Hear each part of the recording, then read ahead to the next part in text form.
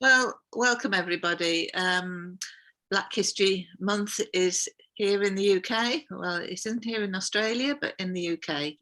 So we've got a great opportunity this month to explore some of the themes that we were looking at last year in Black History Conversations. And I'm delighted to say that today we're going to hear from David Alston about his new book, which is absolutely at this very moment being published. I've got an e-copy of it. It's called Slaves and Highlanders. Have I got the title right, David? You have, yes. Good. So we're going to ask David to tell us about writing the book and about the book. And then we're going to have an opportunity to ask some questions and find out a little more. And then in the second half of the session, which we'll record separately, we're going to explore about what's happening in Black History Month and what's happened in the last year since Black Lives Matter and what different institutions have been doing. Okay, so David Alston's been was a founder of Black History Conversations, and very grateful for all the contributions you've made over the time. And David, we'd love to hear about the book. Right, thank you, Liz. It's a big day for me. The book is now published, but it is only just published. So I don't even have my own copy at the moment. What I've got is a proof copy, and that's pretty much what the cover will look like. On the back, and what you're glimpsing through the words Slaves and Highlanders is a stunning picture by a Guyanese artist called Dudley Edwards, and there's a small reproduction of that on the back of the real thing. It's not on the back of my proof copy. Dudley Charles. Sorry? He's called Dudley Charles. Dudley Charles, sorry, Dudley Charles. Sorry, Juanita. That's okay, it's close. Yeah, no, thank you. So the book, in a way, is about what's hidden at the moment, I think, in our histories and what we can just glimpse. And the subtitle is Silenced Histories of Scotland and the Caribbean. And I think they're silenced histories in two ways. One is that the voice of enslaved Africans and their descendants is silenced and not heard, because in so much of the records of this period of history, these people are reduced to property, to commodities, to chattel, and they're listed along with other property like hogsheads of sugar and cattle and sheep. So the voices of the individuals, of the people, are silenced, and there's a lot of work to be done to try to recover these voices, but it can to some extent be done, and it can particularly be done in Guyana, and that's largely through accidents of history, and particularly in that part of Guyana called Berbice, which was a separate colony until British Guyana was created. And Berbice has been, I think, rightly described both as the most African of the British slave colonies and the best documented. So it's the one place where I think we can go to have the best chance of hearing the voices of the enslaved, whose histories are silenced. But the histories are silenced for a quite different reason from the perspective of Scotland and the Highlands. They're silenced there because people would rather forget it, and because it doesn't fit with the narratives that Scots, particularly Highlanders, want to have about themselves, because it doesn't fit with the narrative of Scots as the victims of history, and particularly I think of Highlanders as victims of history. So they're silenced histories in both of these ways. But I hope the book is speaking to a wider audience, and I think there are parallels, I think, with Ireland and some of the myths that have emerged about Ireland's lack of involvement in enslavement, and I think the same is probably true of Wales. But I hope it's also speaking to England and to a wider audience. What I've tried to do in the book is using the examples from the north of Scotland to see how Northern Scots, Highland Scots were involved in the transatlantic African slave trade itself. And then in the slave work plantations of the Caribbean. The opportunities for Scots began when Scotland united with England in 1707, and what had been the English sugar islands of the Caribbean, particularly Jamaica, also Barbados, opened up. And Scots from that point were disproportionately involved in the slave plantations. By the 1760s, it was reckoned that about a third of the white population of Jamaica had Scottish origins. That's way out of proportion to the population of Scotland in relation to England. In the middle of the century, new colonies were gained, the ceded islands, particularly Grenada, and I've devoted a couple of chapters to Grenada and the involvement of Highland Scots there. One chapter is about Highland carpenters in Grenada, and that's because I think it's important to make the point that the entanglement with the slave trade and with the slave plantations isn't just with merchants and people with money to invest. It's down in that artisan class as well, because carpenters, because almost all buildings were built of wood. There were opportunities for tradesmen, for carpenters, from across the UK, but there's certainly a strong presence of Scottish carpenters in Grenada.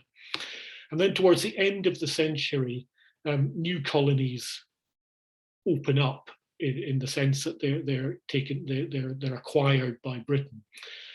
And the big opportunities then were in Guyana on the north coast of South America, and in Trinidad. Now, Trinidad is really a gap in my book, and I don't know nearly enough about Trinidad, but Guyana has a particularly strong association with the north of Scotland, and I'll show you that later on in a few slides.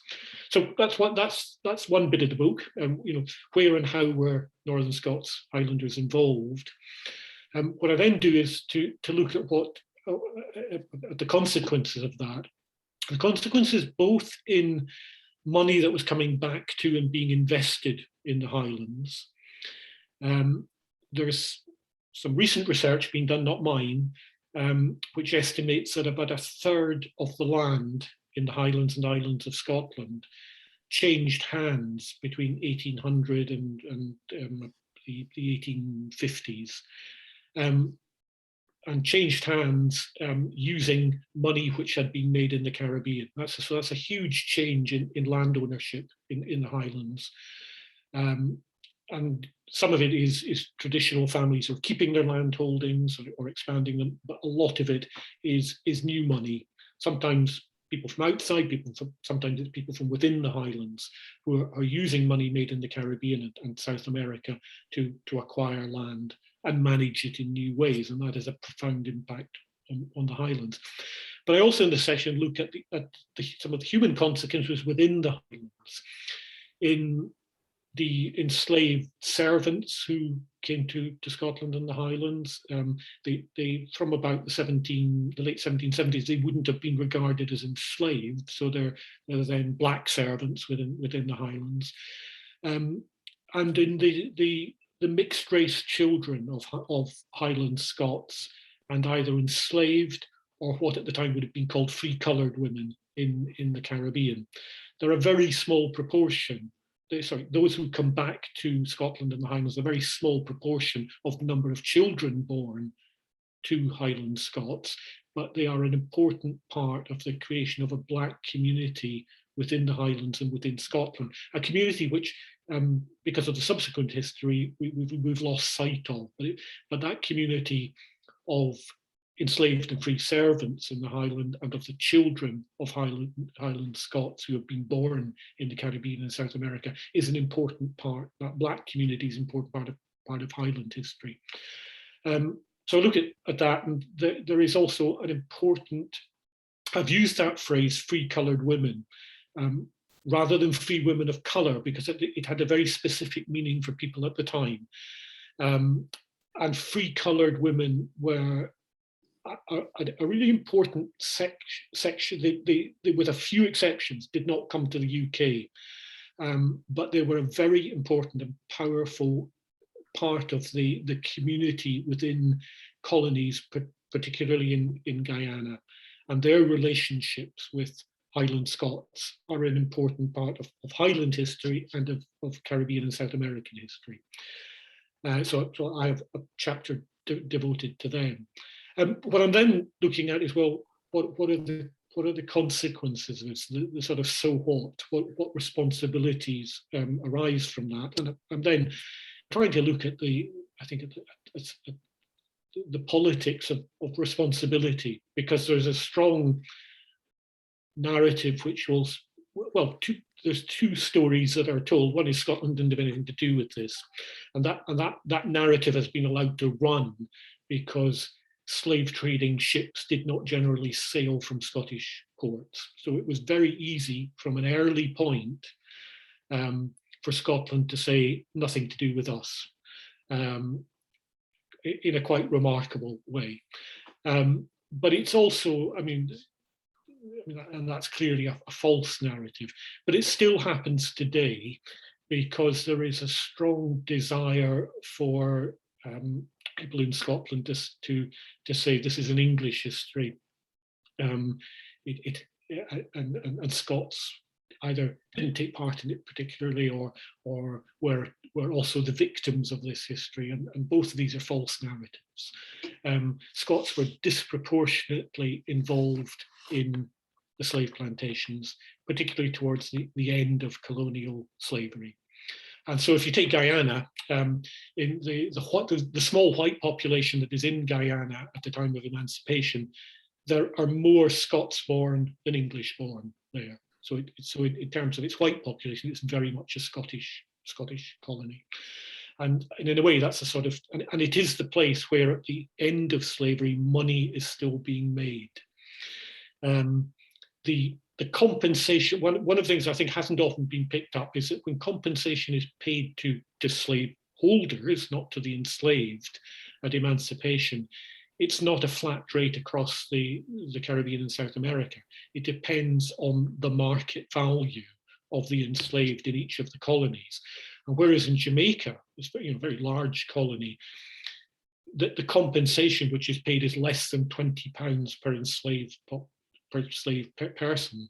In Guyana, it's more than £50.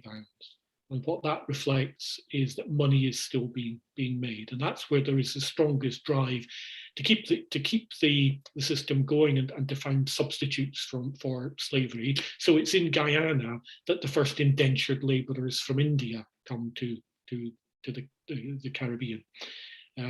So these are the contents of the book. Liz, I don't know how. I'd like to read a bit from the book just to try to give a sense of this. What I'd like to do is read a section from early on in the book, which is called "A Slave Called Inverness," and this is about Berbice. Now, just so everybody's clear, Guyana was made up of 3 former Dutch colonies: Essequibo, Demerara, and Berbice. Berbice is the most Scottish of these colonies. So this is a slave called Inverness. Tens of thousands of enslaved Africans lived and died in Berbice. What follows is an attempt to create a biography of one of them, who enters the surviving historical record on 18th July 1803, when Peter Fairbairn, manager of Lord Seaforth's plantations in Berbice, bought 20 newly arrived enslaved Africans from William Mackenzie and Company of Stabroek, Demerara. The 10 men and 10 women had been offered to him on particularly attractive terms, a full 24 months credit. Fairbairn gave the men the names Bran, Britain, Kintail, Lewis, Gordon, Crawford, Ross, Sutherland, Dingwall, and Inverness. They were set to work on Plantation Bran under the supervision of Hector Mackenzie of Plantation Dunrobin, creating new cotton grounds by draining the coastal land to create polders.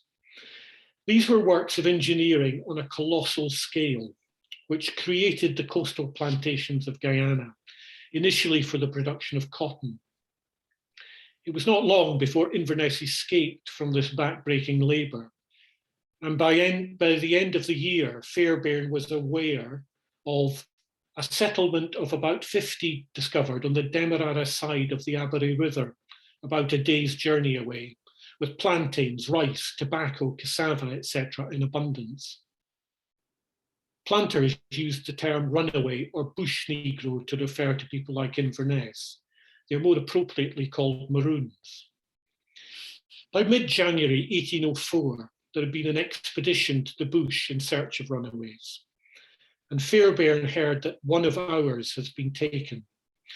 Soon there was confirmation that this was Inverness, although two other Africans, Peter and Dingwall, had not been captured. Sometime after this, in one of Seaforth's other plantations, an enslaved man called Favourite was found practicing obeah, a catch-all term used to refer to a variety of spiritual, healing, and cursing rituals of African origin, all seen as nefarious by the white population, but in reality, part of the continuing spiritual life of the enslaved. It was believed that Favourite had also formed a plan to, quote, carry off a number of the women to the woods, end quote. He was punished by confinement in the colony barracks and then returned to Plantation Sewell, where he was again found practicing obeah. Fairbairn handed it over to the governor of the colony, and he was now set to work in irons. Yet Favourite escaped again, and the following May he was caught at Bran as he attempted to carry off one of the slaves. On this occasion, he'd been assisted by Inverness, who, quote, had been long absent, but who it seems knows the way back and holds correspondence with the coast. Clearly, Inverness had once more escaped and remained free, perhaps for a number of years. Favourite was once more imprisoned in the colony barracks. This coincided with mounting concern in Berbice about the growth of a Maroon camp, where there were now about 100 runaways, and the governor came under increased pressure to mount an expedition against them. These expeditions were led by Charles Edmonston, a Scot from Cardross in Dumbartonshire, who had been in the colony since 1780 and whose Demerara-born wife was part Amerindian. He worked a timber plantation up the Demerara River, and his, quote, bush expedition, launched from there in 1809-10, destroyed the Maroon camp, captured about 70 runaway slaves, and killed about 30. The bounty for those slaves who were killed was paid on production of a severed right hand. A list of the 70 slaves from Berbice who had been captured, re-enslaved, and finally auctioned in June 1812 was later published in the Berbice Gazette. There were 7 slaves belonging to Peter Fairbairn, but Inverness was not among them, and so he may have been among the 30 who were murdered, his right hand cut off to claim the bounty. Whatever his fate, Inverness was kidnapped in Africa, made into a commodity called a slave, suffered the horrors of the Middle Passage, was sold, renamed, set to backbreaking work on the fever-ridden coast of Guyana, escaped more than once, lived free again, was captured, and finally died or was killed, almost entirely by Scots, many of them from the Highlands. So that's I think, you know, I've tried to capture there a picture focusing on an enslaved African, and it is difficult to do this because of the way in which people are reduced to commodities. But I've tried to recapture a bit of one life there, and to demonstrate through that the involvement of the extensive involvement of Highland Scots in what's happening in the colony.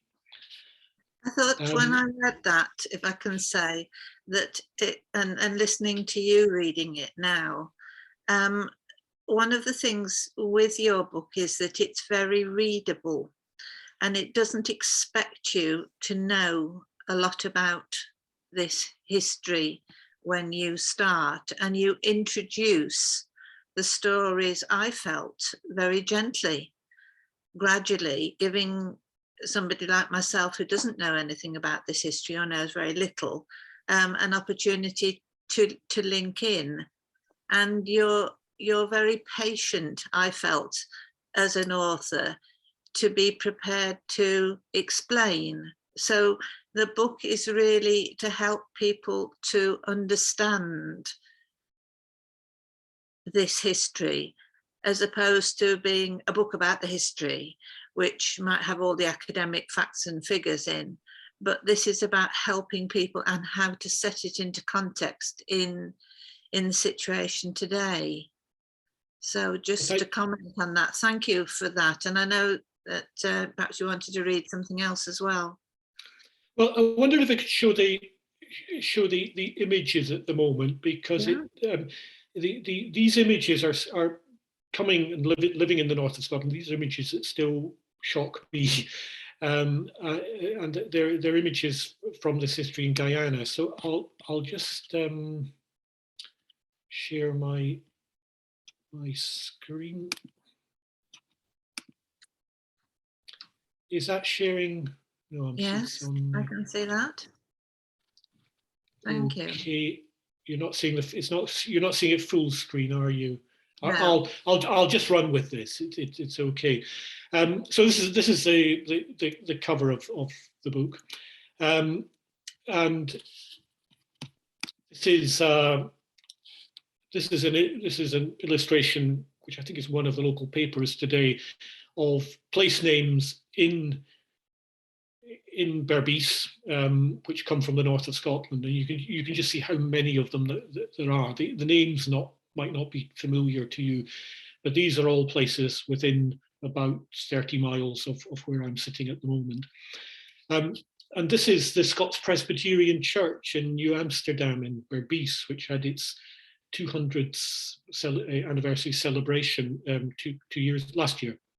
And it's one of two Scots churches, Scots Presbyterian churches in Guyana, and I think they are the two wooden buildings which survive in Guyana from the period of slavery, both Scots Presbyterian churches. And as you drive through this part of Guyana called Berbice, these are all names of places which I can drive through on the same journey here. A journey which from one end to the other would perhaps take about two hours. So for me, as a Highland Scot living with these places, and there's my hometown Cromarty, this is a really odd experience, and I'm sure I know it's equally odd for the few people I know from Guyana who live in the Highlands of Scotland. I mean, I know one woman who said when she came here, I just couldn't understand why there were so many Guyanese place names in the Highlands. And I mean, some of these will places like Inverness will be known to you, and that's partly why I'd chosen the enslaved man called Inverness for that piece. So this is a very odd feeling for me every time I look at this.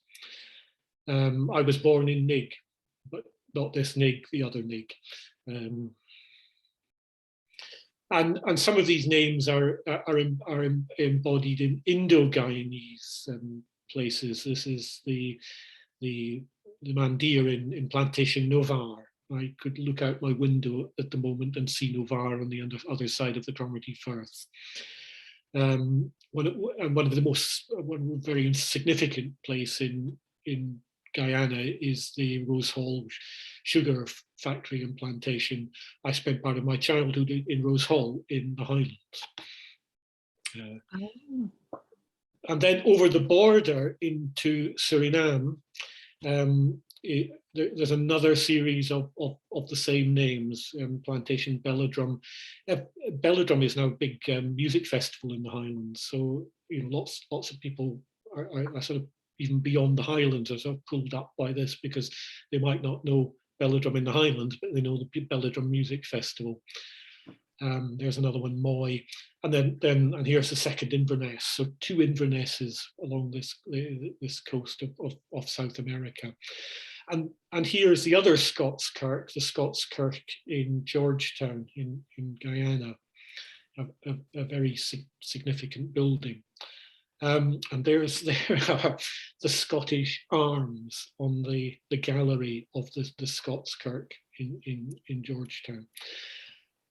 So this is a very odd experience as you travel along the Berbice coast. Georgetown's is in Demerara rather than Berbice, but there are these 2 tangible reminders of the extent of Highland involvement here. And I did just want to. I've been really delighted by this. This is a review of my book. It's one of the first reviews because the review copies went out online earlier. And this is a review by Manika Sherwood, who I was just gobsmacked by her praise, because I gather Manika doesn't give praise easily. So I think it is a superb book. And Manika was born in 1937. Is she in Budapest, and so is a survivor of the Budapest ghetto. She's a vocal supporter of Palestinian rights and one of the founders of the Black and Asian Studies Association. So praise from her has meant a great deal to me, and I really am delighted by that. So that I'm going to stop my screen sharing there.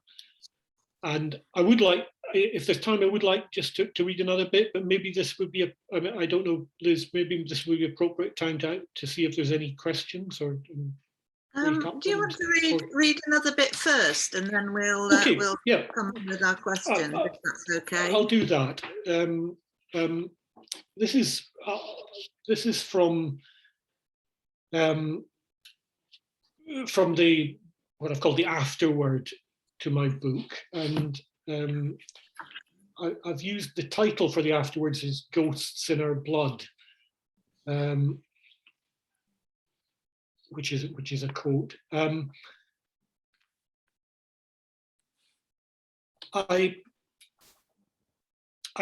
begin the book with an account of an incident in my own hometown, Cromarty, where a black pupil in the school in 1818 was stabbed by another pupil.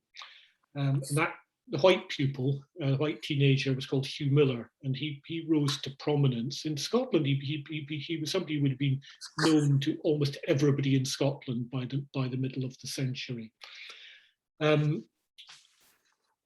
So while Hugh Miller and the unknown black pupil fought here in 1818, there were a number of men from Cromarty engaged in or were recently returned from the oppression of thousands of Africans and their descendants on the coast of Guyana.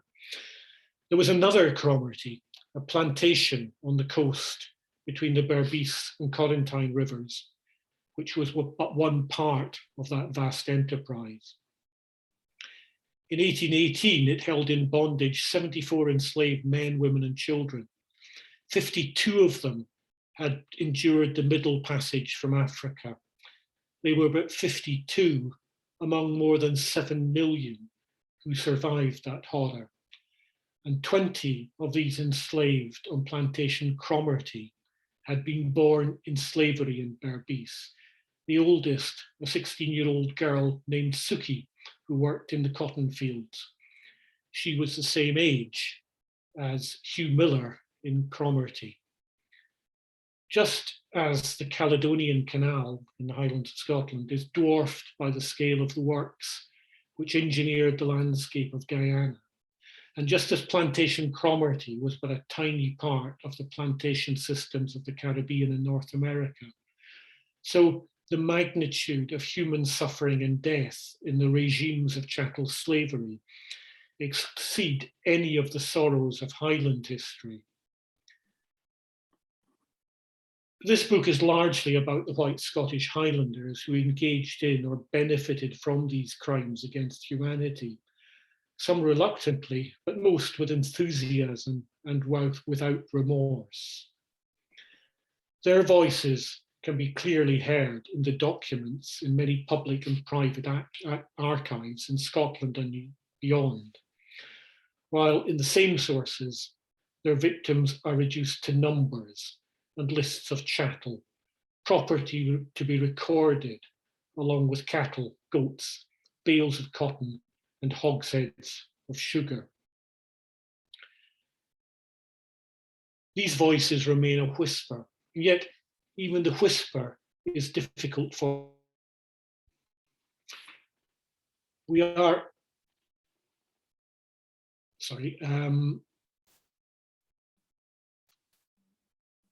will only correct this, we'll only hear these voices, we'll only correct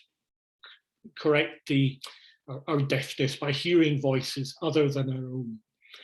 Near to plantation Cromarty on the Corentyne coast of Berbice was a plantation Kilterran. It was created by George Rainey, who would later clear the island of Rassay in the Highlands of Scotland and its people.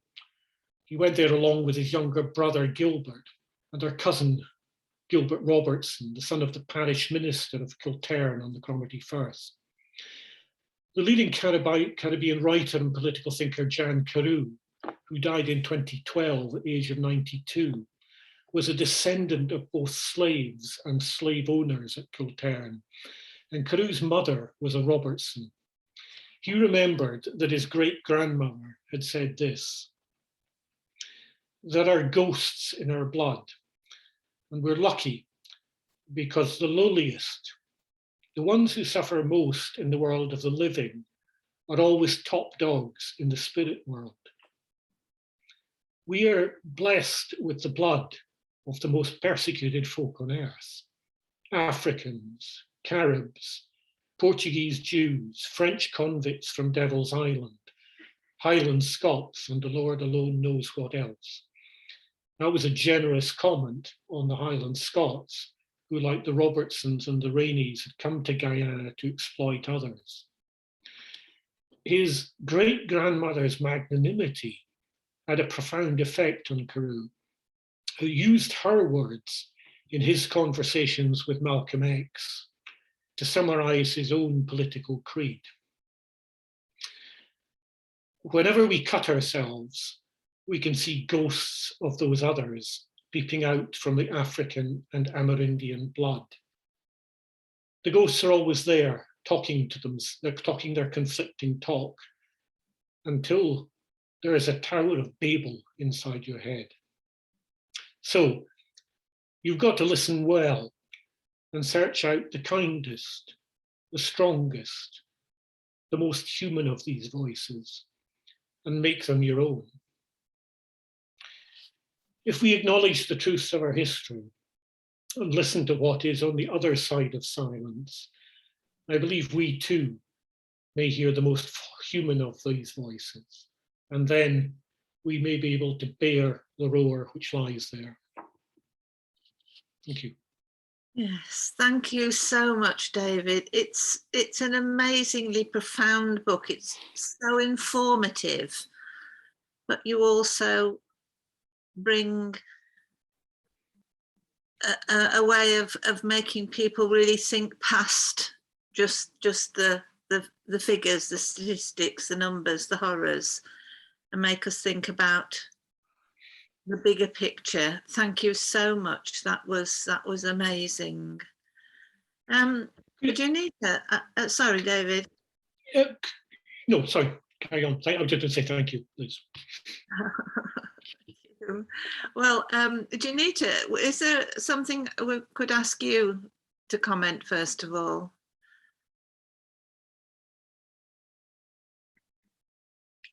You've got your... No, just to say thank you to David for writing it, really. I mean, I think there have been really huge gaps in Guyanese history, but also in, you know, a lot of the focus has been, in terms of Berbice, people have thought more in terms of the Dutch involvement. So it's really wonderful to hear about the Scots involvement in Berbice. And also just, it's very rare for anyone to kind of even attempt to bring the humanity into the bodies of slaves, if you like. So I really like the way that we're introduced to Inverness very early on in the book. So I liked that, but I also liked from a Guyanese reading, I mean, even the title Ghosts in Our Blood, it's something that's so Guyanese, you know, for all Guyanese people. Even if you look at Guyanese literature, there's the author Edgar Middlehauser, who wrote a book called My Bones and My Flute. People like Wilson Harris, this kind of there's definitely a sort of preoccupation in Guyanese literature with the idea of these ghosts that carry on haunting Guyana, you know. So I just loved, I felt that you could really see that David had, I can read the 20 years of research in this book. I mean, the book is so readable, and as you say, it's fantastic. I mean, I really love the way he makes it extremely accessible. You know, it's not one of those academic books that you just, you know, you have to go back to the beginning and start reading again to try and understand. It's so readable, but yet you can feel the weight of that 20 years of research, and it's just fantastic. So hats off to David. Very impressed. I had one question though that I'm interested in asking, in terms of how, I mean, I think the reception is going to be amazing, but I know one question that may come up a few times, and that'll be to do with the title, Slaves and Highlanders, because I know a lot of people, you know, because the book's objective on the one hand is to humanize the slaves, and a lot of people have done that by referring to them as enslaved people rather than slaves, because that really reduces them down to that kind of commodity. And so I was just interested in how, what David's response will be really when people sort of ask you that question about why did you choose the title Slaves and Highlanders rather than thinking about an alternative way of talking about the slaves? It's a really good question, Manika, and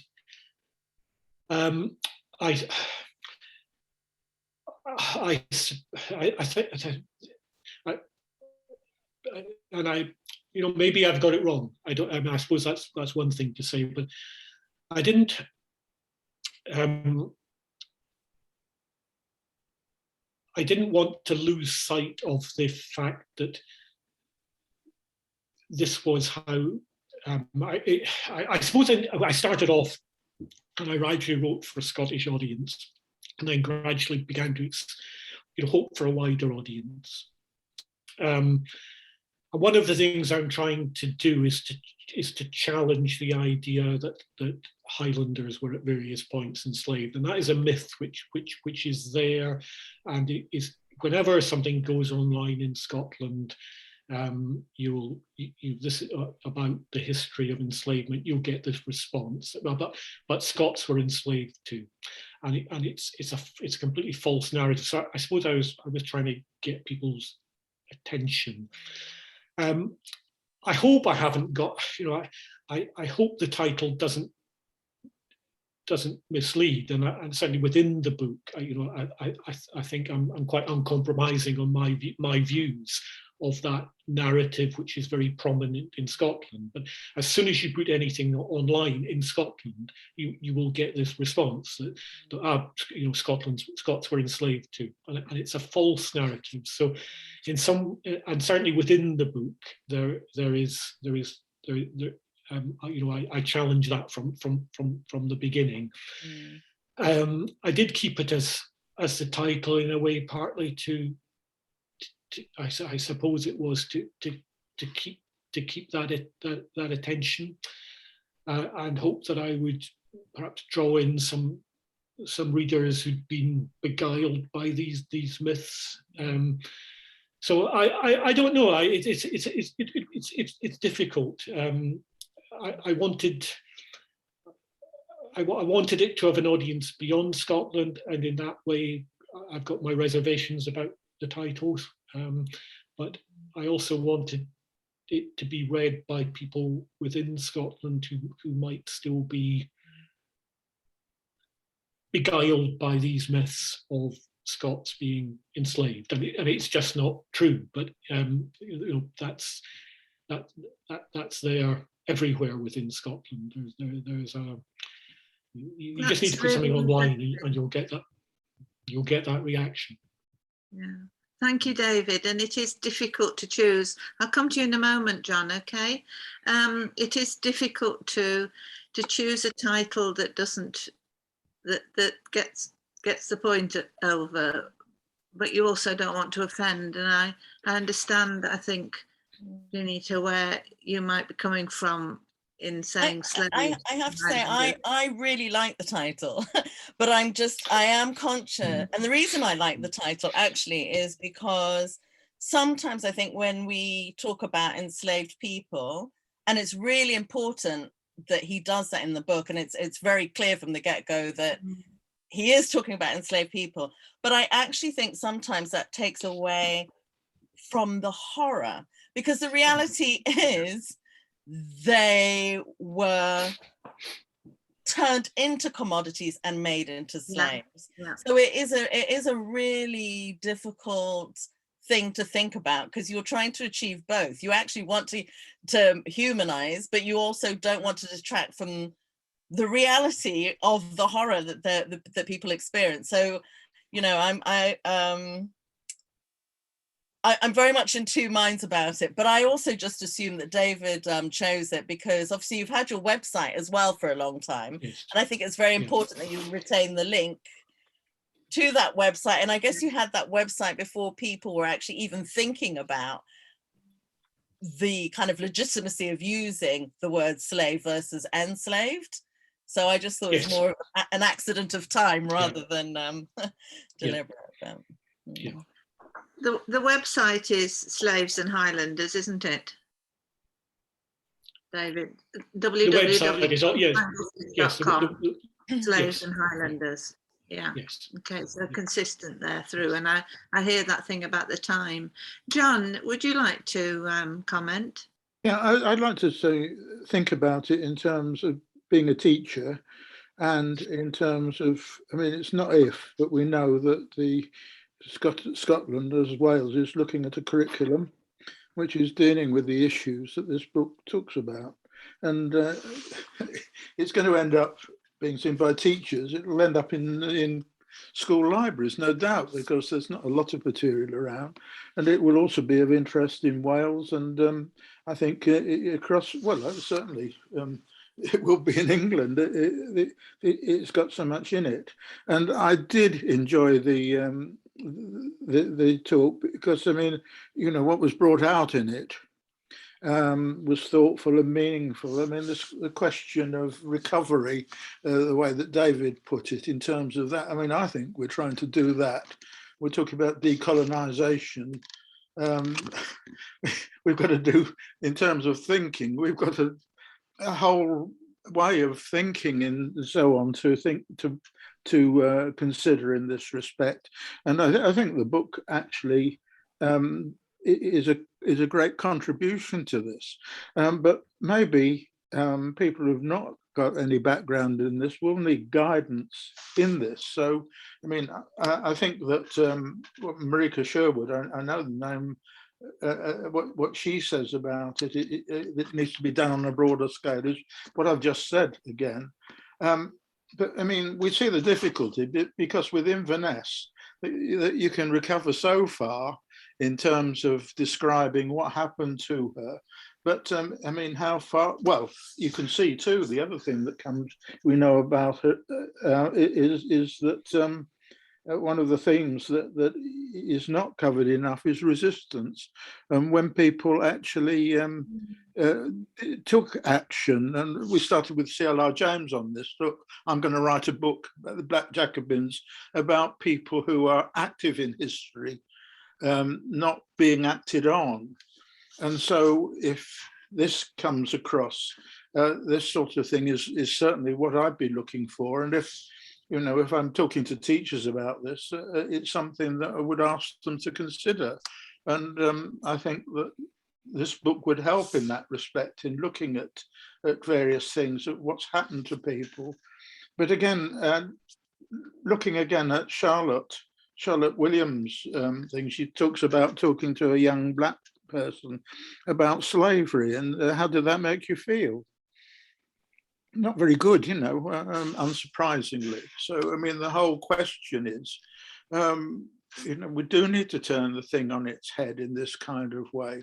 I mean, you could think about people, for instance, in terms of young people in schools, if they were talking about Inverness, were imagining maybe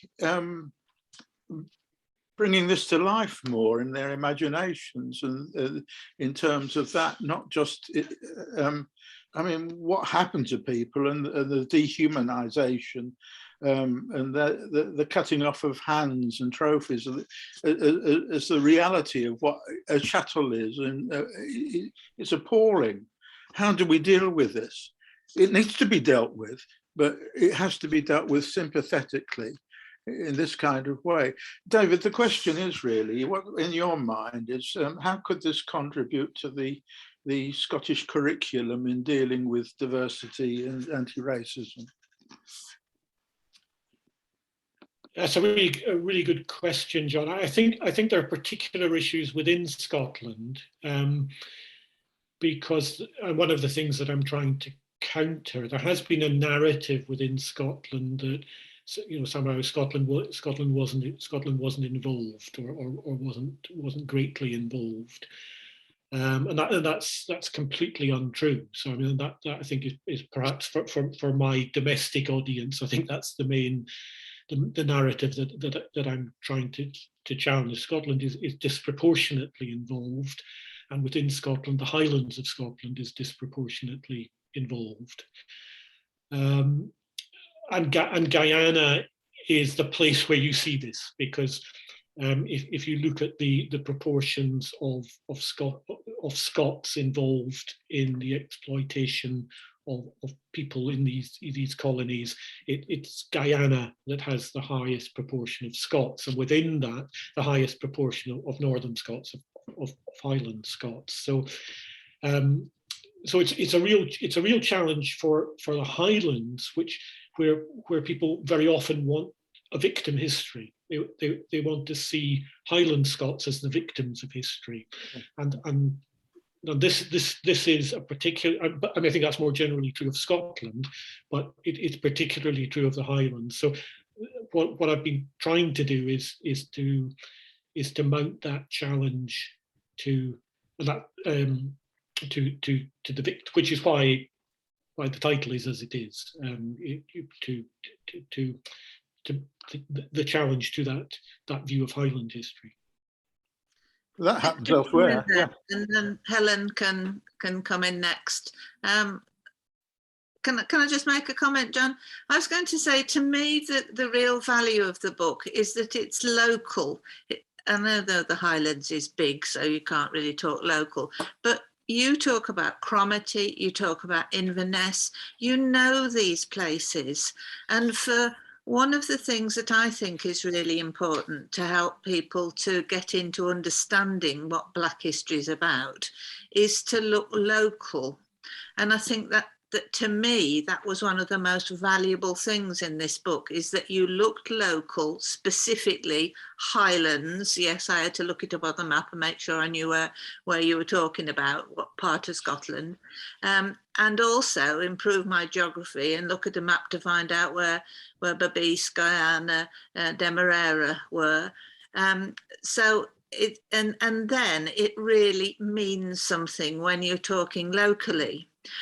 John, what I wanted to say in response for your comments is, in England, we don't tend to look locally. We think Liverpool, Bristol, London. We don't think Birmingham, although we know about the gun production, etc. But who's done some research on Hagley Hall, for example, and Lord Cobham and his family? And for teachers to be given encouragement to work with their students to do local research, which is one of the reasons why we looked in Wales at wool and the history of wool, because everywhere in Wales has got woolen mills and fulling mills nearby. So people could really look at their own area. And then when it connects with you locally, I think it means a whole lot more. And then you can begin to look wider. So I think that's for your earlier comments, John, as well, that perhaps is helpful, and we can talk about that some more. Helen, you wanted to comment. Yes, I mean, it sounds a fascinating book, David. Look forward to hopefully getting hold of it.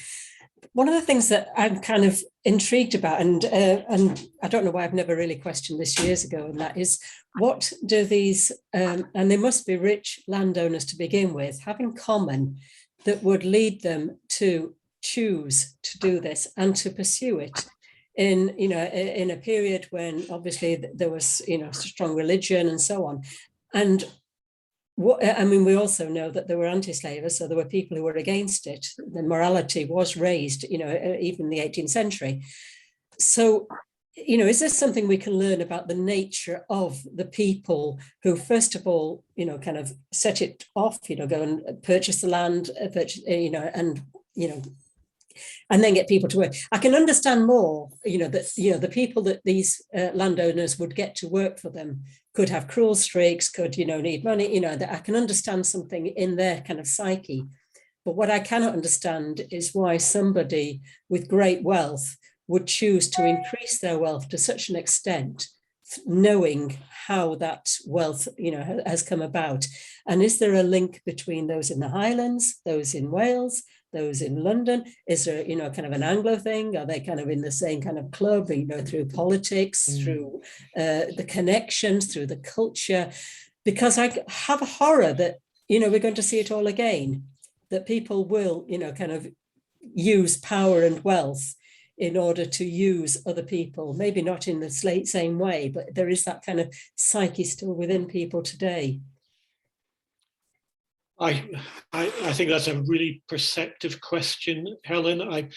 I think there is an extent to which it is people on the margins who are looking for the opportunities, either because they've got wealth and they want to keep it, or they've lost wealth and they want to get back, or just they want to gain wealth, that makes them more agile in engaging in the slave trade itself, but I think particularly in the opportunities that emerge in the colonies of the Caribbean.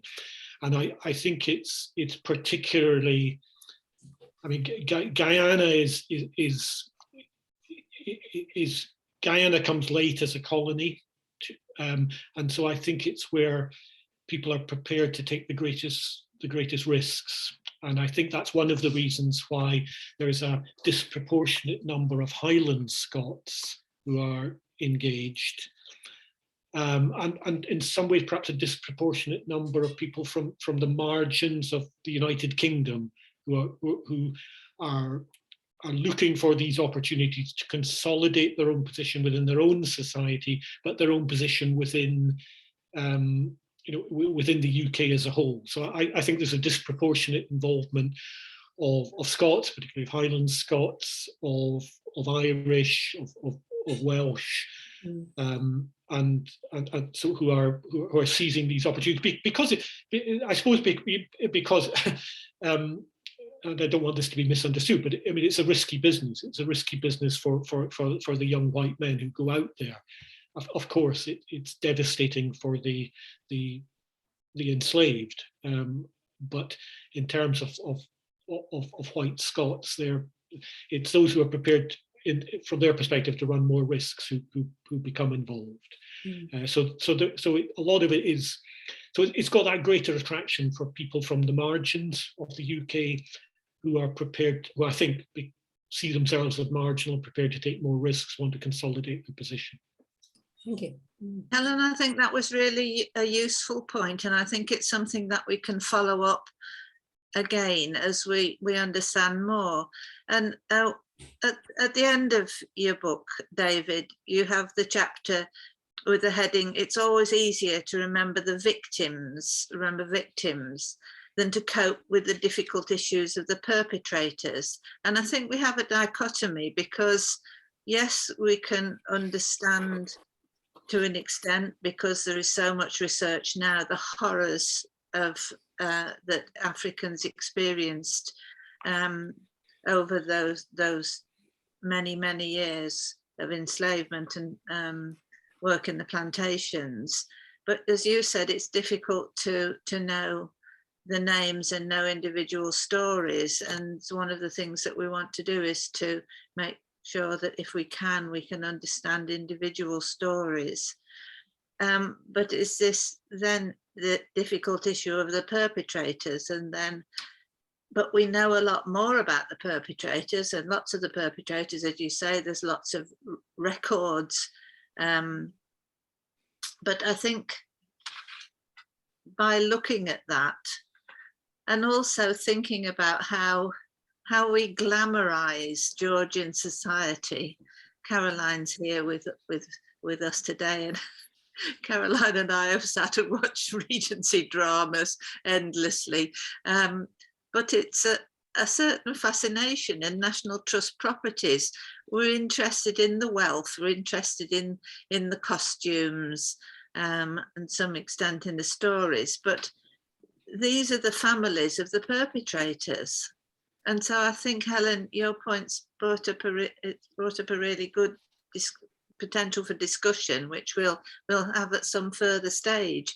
But David, you've given us a chance to see a perspective that's, for an English person, is quite different. And I think for Scots, it is different. I know Sir Jeff Palmer's done a lot of work. Christine's here from Glasgow University. They're doing a lot of work to tell the truth and to tell an honest history. And in Scotland particularly, and you articulate this in the book, about how authors just didn't tell the true history. They told a glossed history. And so I think that's an interesting point as well. Janita? Well, I was going back to what Helen was saying about trying to understand why the perpetrators did what they did.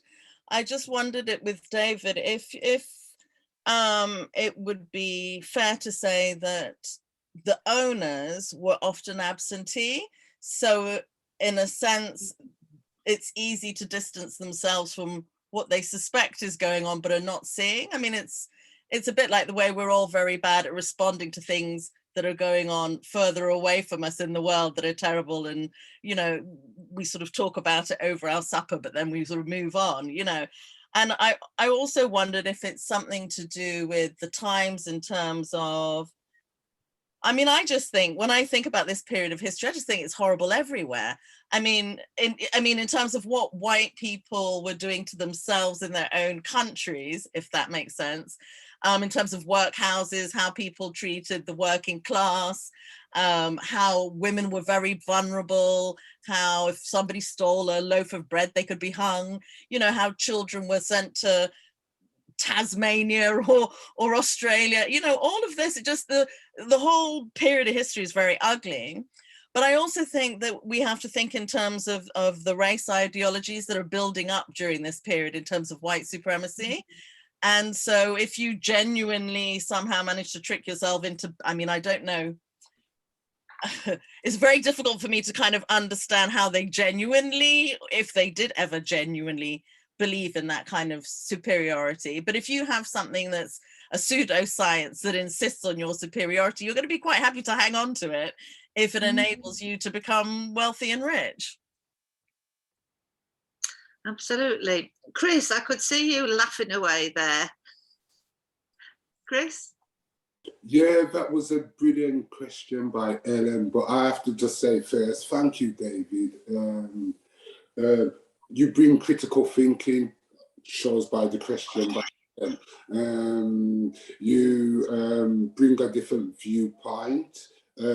Speaking to John, I would use this book in Wales more than likely, is like Liz said, we deal with locally, so we look at the local aspects first before we get anywhere else. So what you've done is actually incorporated the method, what we're doing in Wales, you know. Liz mentioned the Wally Club in the slate, you know, it's just the method. I liked how you humanized it and things like that. I think, I'm only thinking that the truth is an offence. I've liked how you told the truth is an offence. I've liked how you've told the truth about the Islanders and debunked, you know, because even in my own head, Islanders, with the television shows, you know, you was root for the Islanders, you know, and actually, you know, the amount where Scotland was involved in slavery and enslaving people, I just says, I'm a Campbell, so, you know, my name's Campbell, so we can go from there, was humongous. I think it's been downplayed. I think you've opened up a piece of truth where we all kind of neglect. The same with Ireland and their and what they've done within slavery. I'm just going to go back to this question because I want my 2 pennies worth in the thoughts of why they done what they done. You see, after the Dark Ages, the 1400s, there was always a conspiracy, not a conspiracy, well, there was a conspiracy and there was actually an audit by the Pope to Queen Isabella, King Ferdinand of Spain, and you know, from there onwards, you made a great point when you're speaking about the union of Scotland and England and what that consists of. And I think that, you know, the involvement in Scotland has to be done. It's got to do with the church, it's got to do with the state, you know, it's got to do with the higher officials and its chain of command, you know. And I believe you open up a lot of questions in your book where we all can put our 10 pence worth in, you know. But honestly, it is a good book. I look forward to looking at it as well. Thank you very much, sir. Thank you very much indeed, Chris. Well, David, I think at this point we're going to again thank you. I think it would be really good to have an opportunity to focus on Slaves and Highlanders on your book when people have had a chance to read it. It was great though that you were able to give us such an insight into what the book is about, and I'm sure people here are going to be interested to read. So what we're going to do now, after thanking you very much indeed, David, brilliant. And now this book published by Edinburgh University Press, excellent, available in all good bookshops, on every place online. If you're really brave, you can get an e-copy like me and read it straight away. If you're prepared to wait, then you'll get a copy delivered to your home, or you can pick it up if it's in the bookshops, and ask in your library as well, because they ought to get copies of this book. It's so important, and encourage libraries to have Black history collections. So we're going to stop the recording now and then carry on with the next part of this session. Thank you very much indeed, David. Thanks, brilliant.